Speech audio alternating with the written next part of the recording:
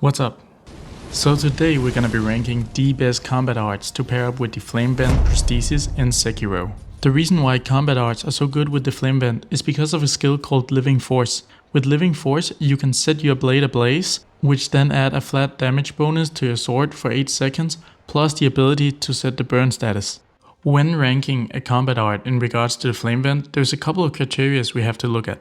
First, and in my opinion the most important one, is how well it sets the burn status. Second is the damage output of the combo. And third is the utility that the combat art brings. Something of note is that different enemies have different thresholds before they get procced by the burn status effect. For weak enemies that initial burst is enough, while medium to strong enemies, as well as mini-bosses, usually takes around 3 hits with Living Force before they get procced by the burn status. And lastly, Taro troops and main bosses takes around 7 hits with Living Force before they get procced by the burn status. With all that said, let's get into the top 5 combat arts to pair with the Flame Bend prosthesis. Number 5, Whirlwind Slash.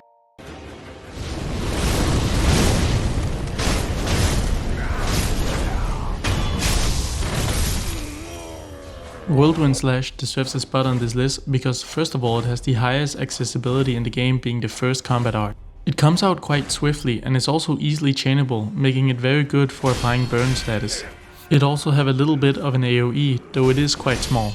The combo is quite cheap since Whirlwind Slash doesn't cost any spirit emblems. And the damage is okay, though it do really need to be chained to finish off most enemies. And especially bosses that takes 3 consecutive hits by Whirlwind Slash to be lit by the burn status. But overall a really great early to mid game combo. Definitely would recommend using this one. Number 4, Shadowfall.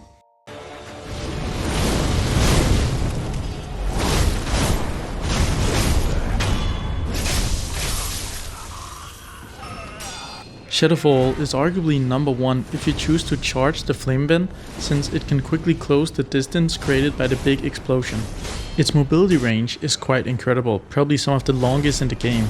And if held, it can also be charged to deal even more damage. Since the first part does pierce damage, it means it ignores blocking, making it already really good, but then it also sends you into the air, where you can do a follow-up attack that almost always hits and have a little bit of AoE to it. A downside though is that it has quite a long startup compared to other combat arts. But also when it comes to bosses which need 7 hits with Living Force, then it's kinda hard to actually set the burn status with the combat art alone. I tried multiple times using it 2 times in a row before that 8-second timer for Living Force ran out. But even when I hit 2 consecutive Shadowfalls I still couldn't set the burn status. Luckily it's really easy and also more spirit emblem efficient to just do 3 normal attacks right after landing the first one. Overall the combo does great damage and is really good when you have those big openings or you need to engage from a distance. Number 3, Floating Passage.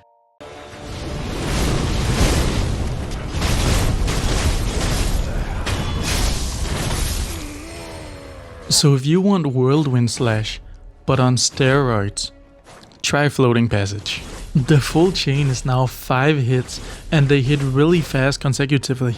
It trades Whirlwind Slash small AoE for more single target DPS. With Floating Passage it's such an easy time proccing the burn status and you can really bully some enemies. Even some enemies that are normally kinda hard to fight just fold under this combo. Also, Floating Passage doesn't cost any spirit emblems, so it's super efficient and you can keep spamming it over and over again at no cost. And especially on bosses, you really see Floating Passage putting in the work. Try and look at Emma's vitality bar here, it just goes down so fast, and I'll remind you again, this combo only cost the 3 emblems from the initial fire burst. The reason this works so well is because if you land the first hit, you almost every time get the full combo off. Because the flurry of hits is so vast that the enemy is forced to stand there and block it being stun locked. Plus if you do proc burn, they're gonna be stun locked for even longer. So overall a really good pair for the Flame Bend, and only 2 combat arts are above this. So let's get into number 2, Sakura Dance.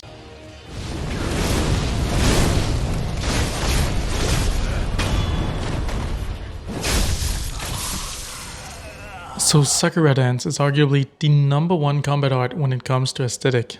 It immediately launches you into the air, performing 3 swift hits, which is actually quite versatile. Since this happens on the way up, you can actually perform a normal attack while you fall, and easily go into spamming normal attacks to set burn. Another option is to quickly switch and use another prosthetic tool. I would recommend the sparkling axe for overall more damage and an easier time setting burn. Since the arc of each of the 3 swings is actually quite big, it does have a bit of an AoE to it, which does make it quite good for crowd control as well. Because it launches you into the air, it's actually quite good as a sweep attack counter as well, which then also opens it up for lightning reversals, which is so satisfying and it's so easy to pull off. It sets most enemies ablaze without a sweat, though bosses do take a quick second use of the combat art to actually proc burn. Or you could go straight into spamming normal attacks, which is also easy and cheaper. Or you could go into a second use of the flame vent if you want to, just to proc the burn very fast. As I said, versatile. The biggest downside is that this combat art can only be unlocked after beating the game, so this combo is strictly for New Game Plus. You unlock Sakura Dance by completing the Gauntlet of Strength Divine Air, which becomes available after defeating the final boss. Overall, Sakura Dance is low-key awesome, so if you do choose to try and get it after your first playthrough, it will definitely be worth it. Also, it is a bit of a skill test to unlock it, so you can also take some pride in that when you do get it. But now, for the moment we've all been waiting for. Number 1, Spiral Cloud Passage.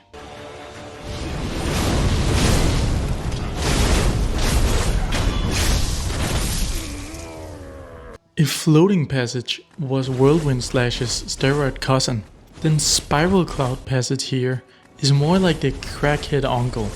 It's now a 9-hit combo with a big AoE as well, though it is important to notice that this AoE shockwave do not interrupt attacks. But we get more area of effect than Whirlwind Slash and more hits than Floating Passage. Wow, so what is the catch since we get all this? You see? Now it costs spirit emblems to use. It costs from 1 to 3, depending on how many of the hits you perform, which I think is a totally fair price. Spiral Cloud Passage does burn like no other. It's the only combat art in the game that can proc burn in just one use of its combo. Because the flurry of hits is so many from both the sword and the shockwave, it tears down vitality damage at a concerning rate. Just try and watch this Emma fight.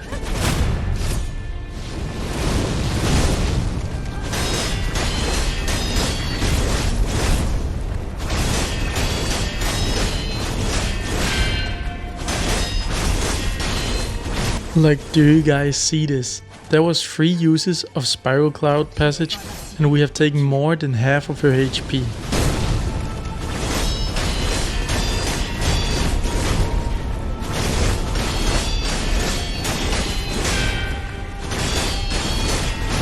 This was my second try and it took basically no skill. Just pure Spiral Cloud Passage and Living Force. When you do run out of spirit emblems, it just turns into an improved version of the number 3 spot. Floating Passage, but with twice as many hits almost. It is quite delayed game combat art, but when you do get it, it can carry you through so much of the game, and it just makes some bosses an absolute breeze. So that was the top 5 combat arts to pair up with the Flame Vent prosthesis. If you did enjoy the video, don't forget to like and subscribe. And also comment down below if you agree or disagree. I would love to hear you guys' opinion. I think I will start to make more of these ranking type videos. I really enjoy making them. So if you enjoy that type of content, stay tuned. I've been Reyes Tarnished and I will see you guys in the next one.